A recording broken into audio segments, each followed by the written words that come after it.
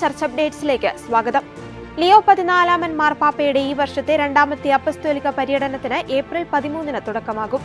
11 ദിവസം നീണ്ടു നിൽക്കുന്ന ഈ അപ്പസ്തോലിക യാത്രയിൽ ആഫ്രിക്കൻ ഭൂഖണ്ഡത്തിലെ Algeria, Cameroon, Angola, Equatorial Guinea എന്നീ 4 രാജ്യങ്ങളാണ് മാർപ്പാപ്പ സന്ദർശിക്കുന്നത്.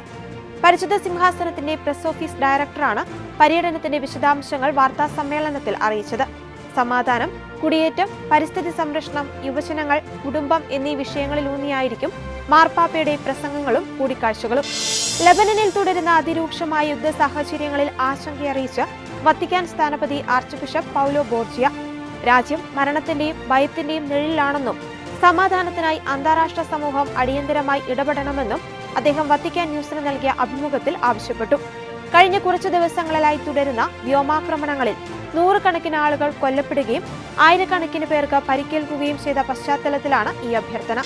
ക്യൂബയിലെ ജനങ്ങൾക്ക് കൂടുതൽ രാഷ്ട്രീയ സ്വാതന്ത്ര്യവും തടസ്സമില്ലാത്ത ഇന്റർനെറ്റ് സേവനങ്ങളും ലഭ്യമാക്കണമെന്ന് അന്താരാഷ്ട്ര സമൂഹത്തോട് ആഹ്വാനം ചെയ്ത് US ബിഷപ്പുമാരുടെ സമിതി.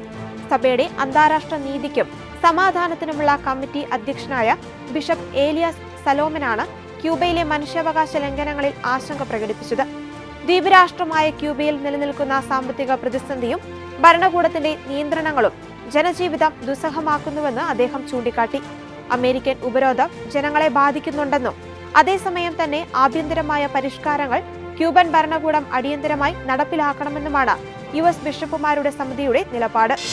യുദ്ധത്തെ പിന്തുണയ്ക്കുന്നതോ പ്രോത്സാഹിപ്പിക്കുന്നതോ ആയ ഏതൊരു കത്തോലിക്കനെയും സഭയിൽ നിന്ന് പുറത്താക്കണമെന്ന് ഇറ്റാലിയൻ ബിഷപ്പുമാരുടെ സമിതിയുടെ പാക്സ് ക്രിസ്റ്റി വിഭാഗം മുൻ അധ്യക്ഷൻ ആർച്ച് ബിഷപ്പ് ജിയോവാനി റിക്യൂട്ടി. ഇറ്റലിയിലെ അൾട്ടാമുറ ഗ്രാമീണ അക്വാവിവ ഡെല്ലെ ഫോണ്ടി രൂപതയുടെ മുൻ മെത്രാനാണ് അദ്ദേഹം. യുദ്ധം ക്രിസ്തീയ മൂല്യങ്ങൾക്ക് വിരുദ്ധമാണെന്നും ആയുധങ്ങളെയും സംഘർഷങ്ങളെയും ന്യായീകരിക്കുന്നവർക്ക് സഭയിൽ സ്ഥാനമുണ്ടാകരുതെന്നും അദ്ദേഹം വ്യക്തമാക്കി.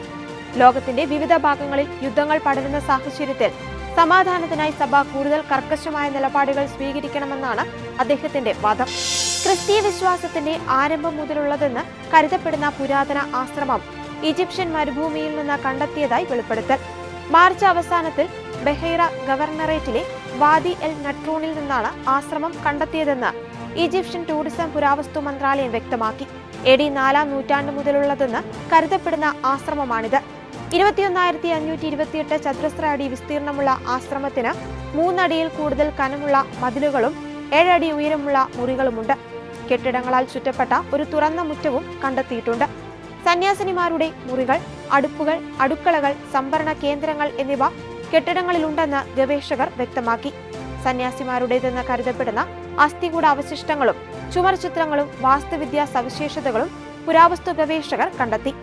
ഇതോടെ ചർച്ച് അപ്ഡേറ്റ്സ് പൂർണ്ണമാകുന്നു. നന്ദി.